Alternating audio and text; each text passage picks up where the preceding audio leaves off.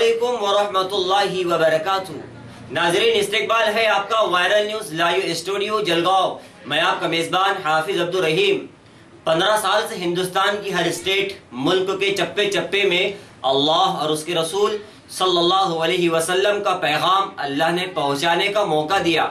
लेकिन आज पहली बार 15 सालों की मेहनत में ऐसा महसूस हो रहा है नासिक आकर कि शायद असल काम अल्लाह ने आज लिया। और नासिक में इतना शानदार दीनी इल्मी इदारा जामिया रहमानिया के नाम से काम कर रहा है और इस प्यारे अंदाज में कर रहा है, देखकर तबीयत खुश हो गई। और आप लोग काबिल मुबारकबाद है जो यहाँ जिहादत के खिलाफ जिहाद कर रहे हो, इल्मुद्दीन और तौहीद की शमा रोशन किए हुए हो। करो, खूब मेहनत करो। नासिक में काम करने वाले उलमा और दावत के साथियों को अल्लाह रब्बुल इज़्ज़त खूब ऊंचा मकाम अता फरमाएगा। और इतनी बड़ी तादाद में माए बहनें इस प्रोग्राम में आई है। मैं समझता हूँ कि ख़वातीन का ऐसा बेदार हो जाना, इल्मी दीनी जलसों में ज़ौक़ और शौक़ के साथ कड़ी धूप में शिरकत, ये कौम के अच्छे मुस्तकबिल की दलील है।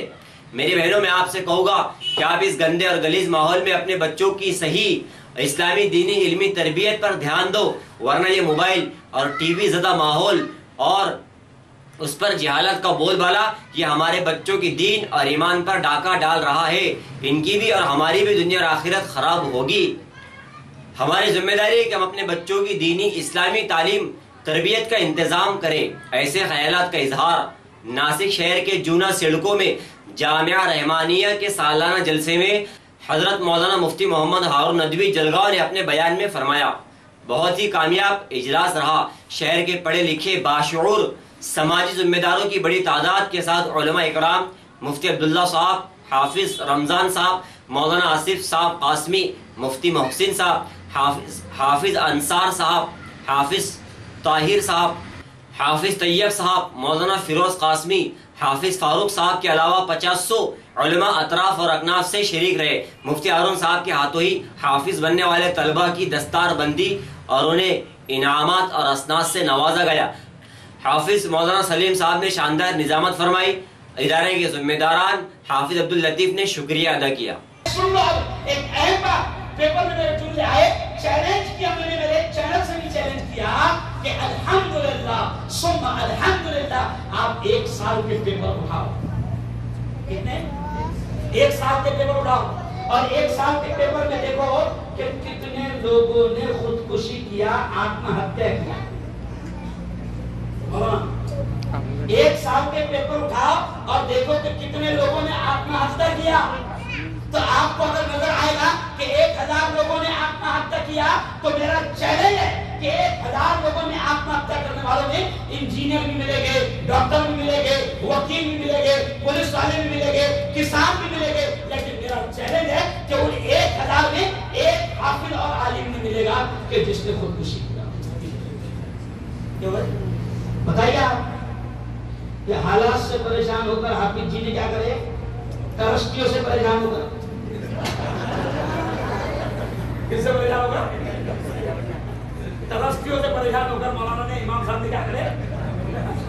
अरे बोलो, ये क्यों कह रहा हूं मेरे भाइयों कि दिमागों में से गंदगी निकाल दो कि अगर हाफिज बनेगा, आलिम बनेगा तो क्या खाएगा, क्या होगा?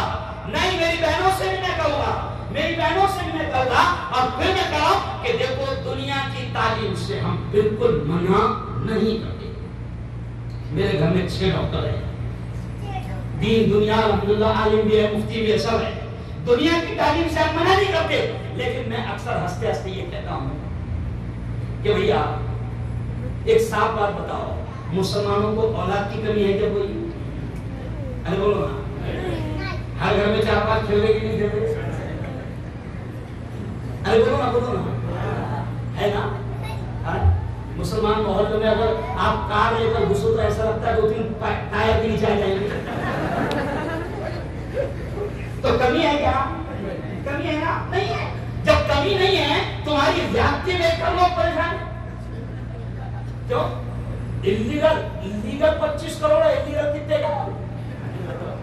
अरे बोलो, तो पता चला कमी नहीं है। तो मैं तो अक्सर ये कहता हूँ, रात को औरंगाबाद में मैंने कहा कि भैया अगर 4 बच्चे हैं, एक को डॉक्टर बना, एक को इंजीनियर बना, एक को टीचर बना, यानी 3 को यहाँ संभालने वाला बना, 3 को क्या बना, यहाँ संभालने वाला बना, और 1 को तो वहां का बना।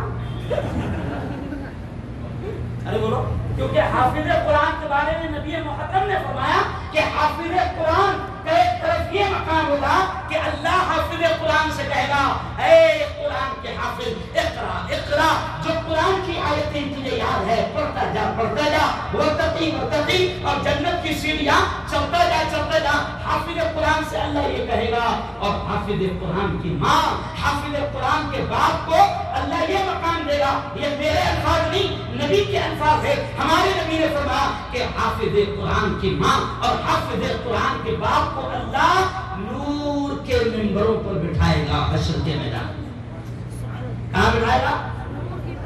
नूर के मिंबरों पर बिठाएगा। और सिर्फ यही नहीं, बल्कि नबी ने यह भी फरमाया कि अल्लाह हाफिज कुरान की माँ के सर पर, हाफिज कुरान के बाप के सर पर अल्लाह एक ताज रखेगा, एक ताज रखेगा। नबी ने फरमाया उस ताज की रोशनी आफताब और महताब, चांद और सूरज से ज्यादा होगी। लोग ताज्जुब करेंगे कि ये कुतुब है या अब्दाल है या औलिया किराम है जिनको इतनी इज्जतों से नवाजा जा रहा है। लोग ताज्जुब करेंगे कि ये कौन लोग है, तो अल्लाह की जानिब से ऐलान होगा, ये तो मजदूर है, ये तो किसान है जिसका बेटा हाफिज कुरान है।